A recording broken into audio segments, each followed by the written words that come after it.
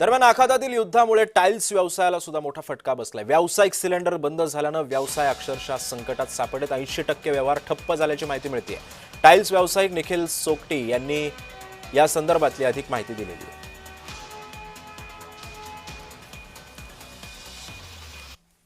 America Iran युद्धजन्य परिस्थितीचा परिणाम संपूर्ण जगावर झाला असून स्टाईल व्यावसायिक देखील अडचणीत सापडले आहे। गुजरात येथे मोठ्या प्रमाणात हे स्टाईल बनवण्यात येत असतात, मात्र व्यावसायिक गॅसच बंद झाल्यामुळे हा उद्योग देखील संकटात सापडला आहे। आमच्यासोबत काही स्टाईल व्यावसायिक आहे, आम्ही त्यांच्याशी बातचीत करणार आहोत। दादा, काय सांगणार? गुजरातवरून या मोठ्या प्रमाणात स्टाईल येत असतात, मात्र अमेरिका इराण युद्धजन्य परिस्थितीमुळे कुठेतरी व्यावसायिक गॅस बंद झाल्यामुळे तुमचा उद्योग देखील अडचणीत सापडला आहे, काय सांगता? हो, खूप भयंकर अडचणीत सापडलेला आहे आमचा उद्योग। आणि तिकडे मोरबीला जवळपास 1000 फॅक्टरी आहेत, त्याच्यात 800 ते 900 फॅक्टऱ्या बंद पडल्या आहेत। त्यांना गॅसचा सप्लाय भेटत नाही आहे आणि गॅसचे रेट वाढल्यामुळे आणि किमती वाढल्यामुळे रेट 25 ते 30% जवळपास वाढले।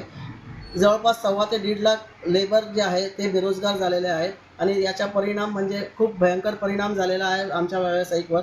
जे आता आमच्याकडे हजर स्टॉकमध्ये माल आहे ते आम्ही विकत आहोत आणि एकदा तो माल संपल्यानंतर आमचे गोडाऊन खाली झाल्यानंतर आम्हाला सुद्धा बंद करण्याची पाळी येणार आहे।